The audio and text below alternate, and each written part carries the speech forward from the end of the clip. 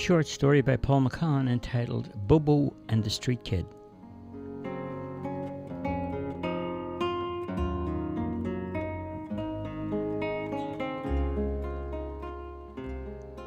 Once a year, the local church hired Bobo and Charlie to help with the spring cleaning. Bobo always gave the same tasks to Charlie each year while he cleaned the exterior of the building. Charlie liked sweeping the car park. It wasn't too complicated, so he never got confused. On the morning of the clean, Bobo called to Charlie's house. On the way there, he was whistling a little tune as he walked down the road. Passing a woman along the way, who came in the opposite direction, she smiled and said to him, "Oh, that's a nice tune there, Bobo." Bobo nodded and he replied, Good morning, Mrs. Marlowe. It's a bit of a quick step, you know. I don't know where it came from, like, it just popped into my head." She laughed and she said, "Oh, you've got music in you, Bobo."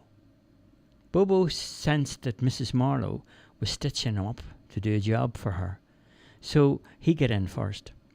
He looked at his watch and he said, "Well, time's getting on, so I'd love to talk, you know, but it's still bright and early, and it could be dark and late before you know it. So things to do at the church, Mrs. Marlowe. Have to go. Cut to quick." She looked and then she said to him, "Oh, well, then I guess you better get a move on, Bobo." Bobo gave her a little wave of the hand and said, "Thanks, now, and have a nice day." Bobo picked up the pace and was soon knocking at Charlie's front door. Charlie peeped out the door and Bobo said, "Are you ready, Charlie?" Charlie replied, I think so. Should I bring some food or something to drink?" "No, Charlie, we're not going on a picnic. We're going to get this job out of the way before lunch. Anyway, the priest always offers us something to eat, you know that." Charlie and Bobo walked briskly to the church, with Bobo whistling and Charlie copying with a little whistle of his own. When they got to the church, Bobo picked up the key from the priest and he opened up the back door of the church, and inside there was a little cleaning room where the buckets and the mops and the brooms and the chemicals were kept. He handed Charlie a large broom and he said, "Well, you know what to do, Charlie, so off you go. I'll start with the windows and the doors, and that will do us today."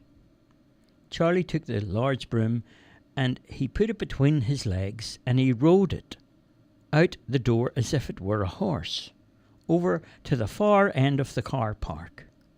Bobo looked and smiled as he watched Charlie's antics and he shook his head. As he walked around, checking the windows and the doors of the church, he noticed there was a young boy sitting on the ground. He was crying softly. Bobo approached gently and sat down next to the boy. "Hey, what's wrong?" The boy shouted, "Everyone tells me what to do. Nobody listens." Bobo replied, "I'm listening." The Bobo looked up. Little boy looked and he wiped his eyes and he said, "I hate everyone. I arranged to meet a friend here today, and like always, he never came." Bobo sat for a minute and he said, "I'm here and I'll tell you something. I'm a friend." Bobo replied. And the little boy smiled and he said, "Well, my name's Tom. My parents bashed me up and they kicked me out of home." Bobo said, "Between you and me, Tom, you're better off without them. The thing is, we don't get to choose our parents sometimes, and me, well, I've never even knew mine.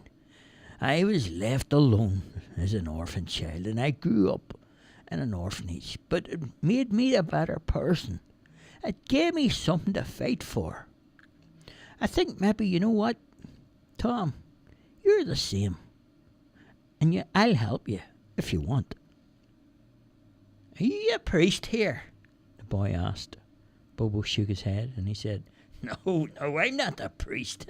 I'm just someone who helps the priest to do a clean-up once a year. At that moment, Charlie came galloping across the car park on his magic broom horse, urging the phantom horse to go faster before pulling the horse to a stop and making all the vocal noises that a horse would. He looked at Bobo and Tom, and then he placed the broom against the wall. He sat down on the ground beside them and said, Hey, Bobo, it's just me. Bo looked at Charlie and he said, I can see that, Charlie. So, has your horse got a name? Charlie replied, He's called Puppet. That's a nice name. Charlie, meet Tom. Tom's going through some hard things at the minute, so he'll be staying at the gym until things get sorted out.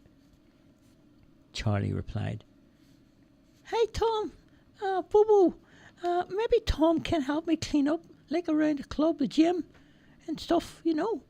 Bobo said, Yeah, maybe you could, Charlie. Now, we better get finished cleaning up around here before lunch. Maybe, Bobo, we could see the priest and get some food from him. What do you think? Oh, maybe we could, Charlie. So we better get finished cleaning up here around the church and we'll go and have some lunch. That's just what I was going to say, Bobo, said Charlie. They all worked together, sweeping and hosing and doing the windows. And then later in the afternoon, Bobo, Charlie and Tom had finished the work in the church grounds that had to be done. The priest paid them with some food and drink, and then the three of them left the church and made their way to the boxing club. Bobo opened up the door of the boxing club and invited Tom to go inside. And he said, This will be your home for as long as you want to stay there. Tom replied, Oh, thanks for let me stay. He could hardly hold his emotions in, and Charlie patted him on the back. Oh, you'll be all right, Tom. Just stick with me. I'll be able to help you too. Tom sort of wiped the tears away and smiled. Bobo sat them down, the both of them, with some of the food and the drink that the priest had given them. And the three of them sat and they ate the lunch, and afterwards Bobo had said, Well, now, I think what you want to do here, if you want my advice, see that boxing ring over there? Well, on the other side of that boxing ring, there's a punching bag, a heavy-duty, large punching bag hanging from the ceiling. I wanna just invite you to go there, put a pair of gloves on, and take your anger out on that punching bag, and get rid of any feelings that you might have. So Tom did. He was asked. He got up and he went and he put a pair of gloves on and he made his way over to the punching bag. And Bobo sat there watching as Tom started to punch, snapping left, right into the punching bag. Bobo was impressed with what he saw. And he sauntered over towards Tom and he said, You know what? I think, Tom, if you want my advice, you've got what it takes to be a good boxer. Tom laughed and he replied, I'm not a boxer. No, I'm not a boxer. Just taking my frustrations out, like. Well, I've seen a few boxers in my time, believe you me. And you know what? I know from experience, Tom, some people in life have got something to fight for. And I think that you're one of those. Tom replied, You know what? You seem to have some sort of inspired thinking, maybe, Bobo. Where does it come from? Charlie butted in before anyone could talk. I'll tell you. Let me tell you, Bobo. See him? He was a born fighter, Tom. He learned to live the same way because what he learned in the ring, he applied in all of the things he had to deal with everyday situations. He adapted, he adjusted, he rolled with the punches. And if he ever got knocked down, he would get up again. If he's on the ropes, somehow he'd always find a way out. When things got tough, Bobo, well, he got tougher. And that's how he knows Tom. He found hardship early on in his life. It was something he got to know, and whenever he sees somebody else facing similar things, he steps in to help. Tom was speechless.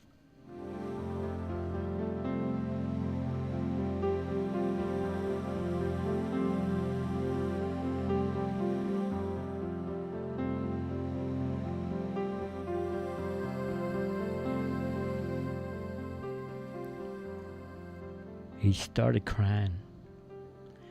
That's the coolest thing I've ever heard. Bobo patted Charlie on the back and he said, Charlie, thanks. Where did that all come from? Charlie pushed back his shoulders, pushed out his chest, and he said, Well, my mommy, she always said one day, you know what? Always remember, she said to my son, always remember, the truth always comes out in the end. See, Bobo? So that's where it came from. Everything I said's true. I've known you all my life. Tom walked over and he looked into Bobo's eyes and he said, I tell you, I'm willing to give it a go, Bobo. Just show me how to be a boxer. Bobo replied, Well, you see, Tom, you've got an edge. You've got it, I can see it. If you want something, ask yourself, how bad do I want it? If you're cutting it thin, then cut it thinner. If you're hungry to win, starve yourself until the only thing you can taste is success and victory. Tomorrow morning, you're gonna start throwing some punches. I'll show you the ropes, Tom. And when you're ready, you'll be stepping into the ring because you're gonna make it. You're gonna make a name for yourself. I can see it in your eyes. Tom replied, Thanks for believing in me, Bobo. You give me something to fight for. That's exactly what I wanted to hear, Tom. Come on, Charlie. Tom needs some peace and quiet now before the night comes. They both left the boxing club, leaving Tom to rest. After Charlie went home, Bobo returned to the boxing club to check if he had knocked and locked the doors, the windows, and everything that needed to be secured. And when he got there, he looked in the window and he saw Tom working on another one of the punching bags. Bobo watched in amazement as he seen such a fury he had never seen the like of before. 3 left jabs, then a right cross, followed by a succession of left crosses, right crosses, left crosses, an uppercut, punches, snapping punches, one after the other. Bobo smiled because he knew Tom had real potential. His gut instinct was never wrong. Tom, he could see, was a natural. The next morning, Bobo arrived early at the club, and he began to show Tom the ropes, with instructions on how to keep his guard up and how to use his body and his footwork to avoid getting punched. Tom ducked, he weaved without being shown how to. And as the months went by, Bobo continued the onslaught of training, and Tom had become a real professional in his own right. Inside his own heart, Tom wanted to be the best, not a street kid anymore, but somebody that people could look up to. He had a role, and every punch that he was going to throw, he would be fighting for the underprivileged. And in his heart, he heard the roar of a lion. At this point, Bobo knew that it was time to introduce Tom to the fight game.